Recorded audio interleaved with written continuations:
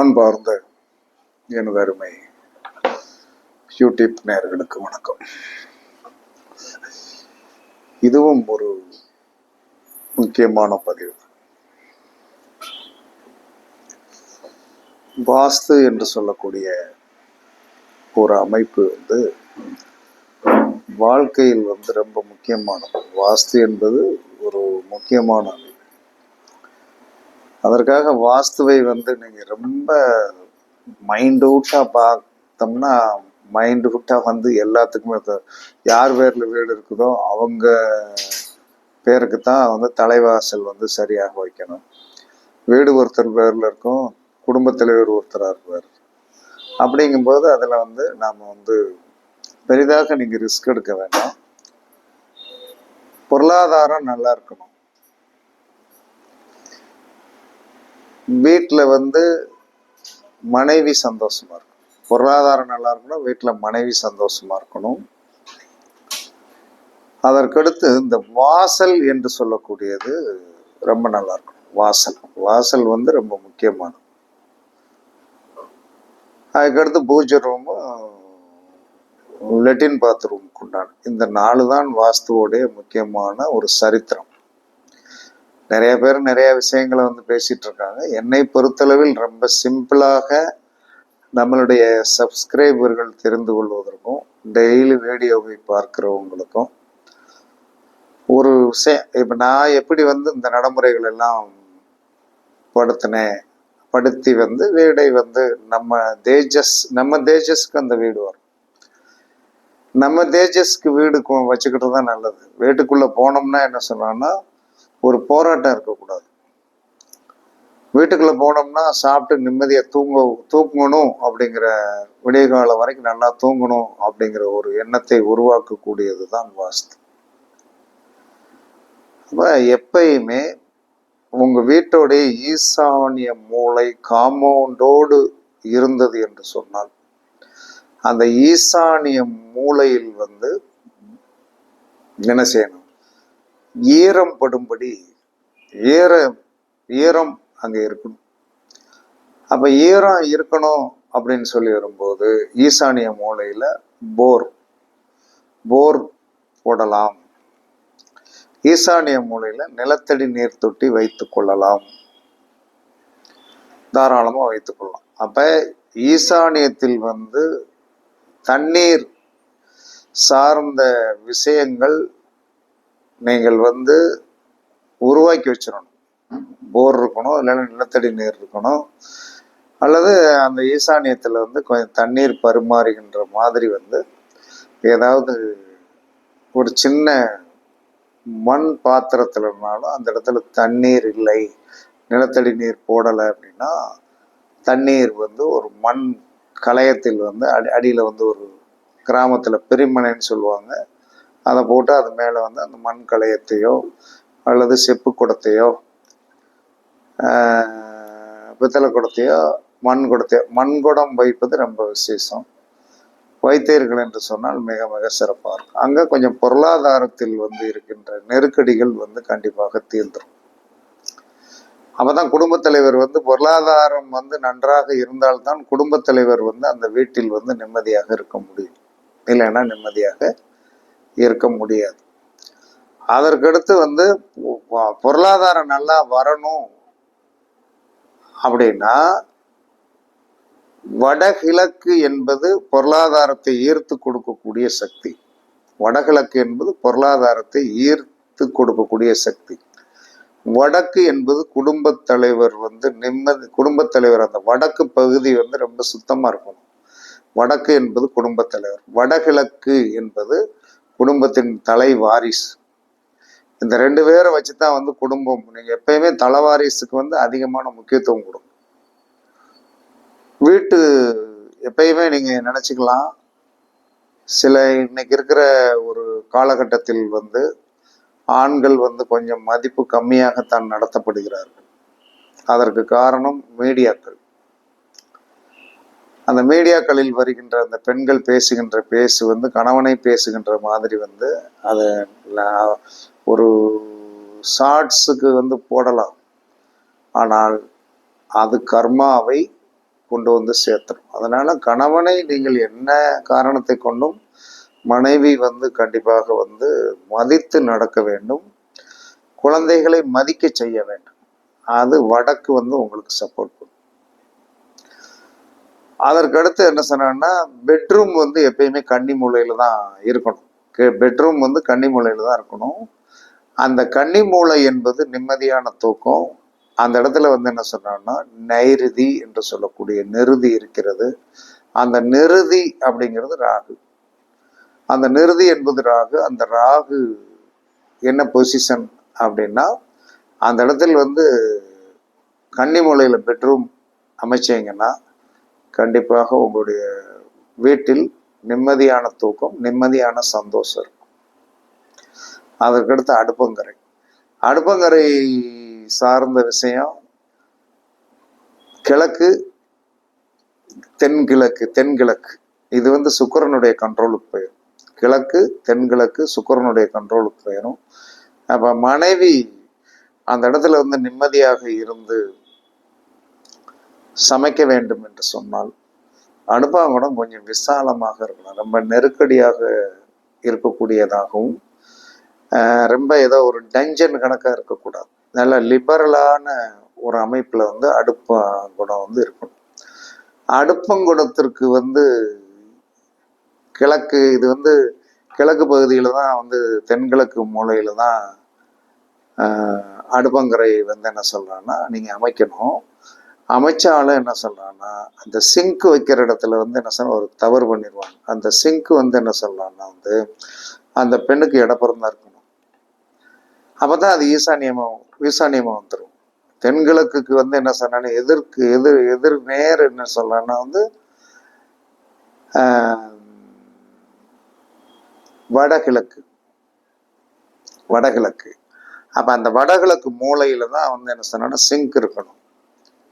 அந்த சிங்க் வைக்கிறதுல கொஞ்சம் கவனமாக இருக்கணும். எப்பயுமே அந்த அடுப்பு மேடை போடுறீங்க இல்லையா, அந்த அடுப்பு மேடை வந்து என்பது பெண்ணுடைய தொப்புளுக்கு கீழே தான் இருக்கணும். தொப்புளுக்கு மேலே இருக்கக்கூடாது. இடுப்புக்கு கீழேம்பாங்க. அந்த இடுப்பு அளவு கரெக்டாக பண்ணி தான் எடுக்கணும். ஏன்னா ரொம்ப உயரமாக வைத்து விட்டீர்கள் என்று சொன்னால் பெண்ணுக்கு கர்ப்பப்பை கோளாறு வந்துடும். சில வீட்டில் வந்து தெரியாதனமா வச்சிடறாங்க. இத்தனை அடின்னு ஒரு கணக்கு இருக்கு. ரெண்டாவது வந்து வீட்டின் தென்கிழக்கு மூலையில் மரம் செடி கொடிகள் வந்து அதிகமாக வைக்காதீங்க. வச்சீங்கன்னா அங்கே இருக்கிற பெண்ணுக்கு வந்து என்ன சொன்னாலும் பாதிப்பு, உடல் ரீதியான பாதிப்பு ஏதாவது வந்து கண்டிப்பாக வந்துடும். அதில் நீங்கள் கவனமாக இருக்கணும். அப்போ அதற்கடுத்து தென்மேற்கு. இந்த தென்மேற்குல வந்து என்ன சொல்றான்னா வந்து விருந்தினர் வந்தால் தங்கிட்டு சீக்கிரமா 3 நாளைக்குள்ள வெளியே போறதுக்கு தான் தென்மேற்குல ஒரு அறை யூஸ் பண்ணிக்கலாம். ஆனால் தென்மேற்குல தான் வந்து என்ன சொன்ன நம்ம லெட்டின் போடும். ஏன்னா அது விரயமாகிற பொருள். தென்மேற்கு என்பது அது கேது பகவானுடைய இடம். அந்த இடத்துல லெட்டினை போட்டு நீட் பண்ணணும். இதுதான் வாஸ்து. படுக்கை தென்மேற்கு, லெட்டின் வந்து என்ன சொல்றான்னா படுக்கை வந்து என்ன சொல்றான்னா வந்து தென்கிழக்கு. படுக்கை வந்து தென்மேற்கு, லெட்டின் வந்து வடமேற்கு, ஈசானியத்தில் வந்து தண்ணி தொட்டி, அக்னியில வந்து என்ன சொல்றான்னா சமையலர். இந்த 4 தான் வாஸ்து. பூஜை ரூமை வந்து என்ன சில பேர் வந்து ஹாலில் வச்சு ஒரு திரை போட்டு வந்து என்ன சொல்லணும்னா வச்சுக்கிட்டுறாங்க. சில பேர் வந்து என்ன ஈசானியத்தில் வந்து ஒரு ரூம் எடுத்து வச்சுக்கிடணும். தப்பெல்லாம் வரப்போகிறது கிடையாது, நல்லாயிருக்கும். அப்போ இந்த புது வீடு கட்டுறவங்க ஒரு கவனத்தை வந்து எப்பயுமே மனசில் வச்சுக்கிடணும். பூஜை ரூமில் வந்து என்ன சொல்லலாம்னா அந்த தளத்தில் வீடு கட்டி பால் காய்ச்சறதுக்கு முன்னாடி ஸ்ரீசக்கரம் பதிக்கணும். ஸ்ரீசக்கரம் கண்டிப்பாக பதிக்கணும். அதற்கடுத்து என்ன சொன்னா வீட்டுடைய சென்டர் ஹாலில் குபேர தனாகர்ஷண எந்திரம் பதிக்கணும். இதெல்லாம் நான்லாம் பதிச்சு வந்து ஒரு 17 வருஷம் ஆச்சு. அந்த வீட்டுக்கு கட்டும்போது வந்து கட்டி முடிக்கிறதுக்கு முன்னாடி நானே வந்து என்ன சொல்கிறேன், நான் வந்து நீட் பண்ணி கரெக்டாக உள்ளே வச்சு நீட் பண்ணேன். பூஜை ரூமில் வந்து ஸ்ரீசக்கரமும், வீட்டில் சென்ட்ரல் ஹாலில் வந்து குபேரதனாகர் சிலந்திரமும். ஆனால் அதற்கு பிறகு நன்றாக இருக்கிறது, எல்லாமே வளர்ச்சி தான். இது வந்து இப்படின்னா வந்து என்ன சொன்னால், நான் என்னுடைய குருநாதர் சொல்லி கொடுத்த ஒரு விஷயம். இந்த மாதிரி பண்ணிட்டோம்னா என்ன சொன்னேன்னா, கண்டிப்பாக அதில் வந்து வளர்ச்சிகள் இருக்கும், வருமானங்கள் நல்லா இருக்கும் அப்படின்னு சொல்லிடுவாங்க. அப்போ எப்பயுமே இதுதான் வாஸ்து. இப்போ புது வீடு கட்டுறவங்களாம் இந்த குபேர தனாகர்ஷணேந்திரம் ப்ளஸ் வந்து என்ன சொல்லலாம்னா ஸ்ரீசக்கரம், அது பதிக்கிறதுக்குன்னு ஒரு முறை இருக்கிறது. அது கரெக்டாக ஒன்றுக்கு ஒன்று அளவெடுத்து கரெக்டாக பதிக்கணும். பதிச்சுட்டு என்ன சொன்னான்னா, மாதப்பிறப்பு, அமாவாசை, பௌர்ணமி, கடைசி வெள்ளிக்கு அது மேலே வந்து ஒரு விளக்கு, நெய் தீபம் ஏற்றணும். அது மேலே வந்து ஏதாவது ஒரு சாமி வச்சு கூட ஏற்றலாம், அதில் எல்லாம் பிரச்சனை கிடையாது. கண்டிப்பாக என்ன செய்யும், உங்களுடைய வாழ்க்கையில் வந்து என்ன சொல்லலாம்னா வந்து பெரிய மாற்றங்களை வந்து கொடுக்கும். நான் சமீபத்தில் வந்து ஒரு பையன் 29 வயசு தான் ஆகுது, வீடு வாங்க சொன்னது நான். அவனை வாங்கிட்டான், 50 லட்ச ரூபாய்க்கு வாங்கிட்டான். ஆல்ட்ரேஷன் பண்ணி நீட் பண்ணி கரெக்ட் பண்ணிட்டான். வீடு வாங்கி முடித்த உடனே என்ன சொல்லலாம்னா வேலை போயிடுச்சு. வேலை போயிடுச்சுன்னு என்ன சொன்னா வர்றான், சார் வேலை போயிடுச்சு சார், டியூ வந்து மாதம் 20,000 ரூபாய் கட்டணும் சார், என்ன சார் பண்ண, ஒன்றும் கவலைப்படாத தம்பி அப்படின்னு சொல்லிட்டு அந்த வீட்டுக்கு வந்து ஏற்கனவே நான் பேசியிருந்தேன். மாடி கீழே வந்து ஸ்ரீசக்கரம் குபேரதனாசனம், மேலே வந்து ஸ்ரீசக்கரம் குபேரதனாசனம் பதிச்சு கொடுத்துட்டு, பால் காய்ச்சறதுக்கு 2 நாளைக்கு முன்னாடியே பதிச்சு கொடுத்து கனோதயம் மூலம் பண்ணிடுங்க அப்படின்ட்டு. எனக்கு வேலை வேணுமே சார், ஒன்றும் கவலைப்படாத, வேலைக்கு சரி பண்ணி வந்தேன்னு சொன்னா எனக்கு பணம் கொடுக்க வேணும், ஏன்னா என்ன நம்பி நீ வந்து வீடு வாங்கிட்டேன், உனக்கு நான் சரி பண்ணி கொடுத்துறேன் அப்படின்னு சொல்லிட்டு அதுக்குண்டானதை ரெடி பண்ணி கொடுத்துட்டு 48 நாளைக்குள்ளே வேலை கிடைக்கும் அப்படின்னு. 2 நாளைக்கு முன்னாடி ஆஃபீஸ்க்கு வந்தான். என்னடா ஆஃபீஸ்க்கு வந்தேன், எனக்கு ஒரு 10,000 ரூபா பேமெண்ட்டு தரணும். பேசுனதில் ஒரு 10,000 ரூபாய், சின்ன வயசு பையன், அவனை போய் ரொம்ப டார்ச்சர் பண்ணிடக்கூடாது, ஏன்னா அவனுடைய நிலைமை தெரியும். பால் காய்ச்சற வரைக்கும் கொண்டு போய் நல்லா நீட் பண்ணி முடிச்சாச்சு. ஒரு 10,000 ரூபா என்ன பண்ணுறது, சரி சின்ன வயசு பையன் அப்படின்னு. சரி 10,000 ரூபாய் தான் கொடுக்க வந்திருக்கானு பார்த்தா, சார் நீங்கள் சொன்ன மாதிரி 48வது நாள் இன்னைக்கு முடியுது, நான் ஒரு இடத்துக்கு போனேன், எனக்கு வேலைக்கு வாங்கன்னு சொல்லிட்டாங்க சார்.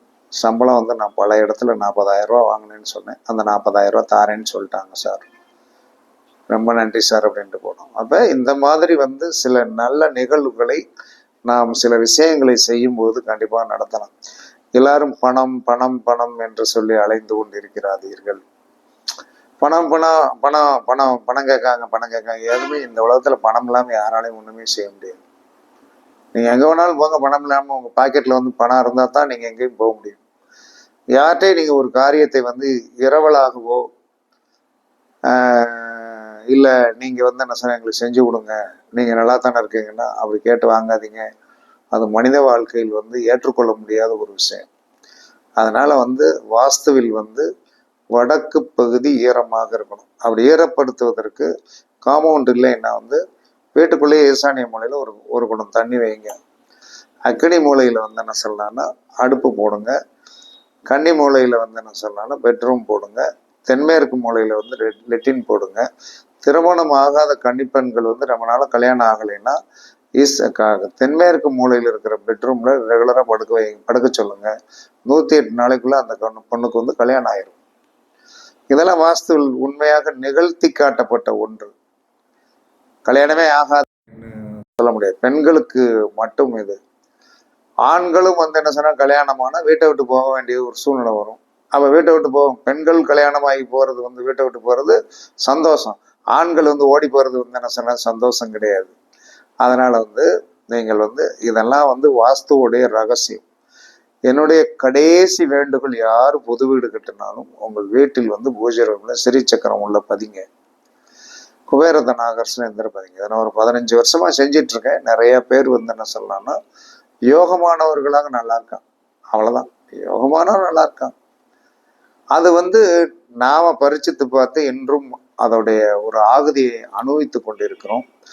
வாஸ்துவுடைய ரகசியம் என்பது எப்பயுமே சரி. வாஸ்து வீட்டில் வந்து உங்களுக்கு கோளாறு இருக்குதுன்னா, எந்த வீட்டில் வந்து எந்த ரூமில் வந்து வாஸ்து கோளாறு இருக்கிறதோ அந்த வீட்டில் வந்து நீங்கள் வந்து ஒரு நீல கலர் பல்பு போடும்.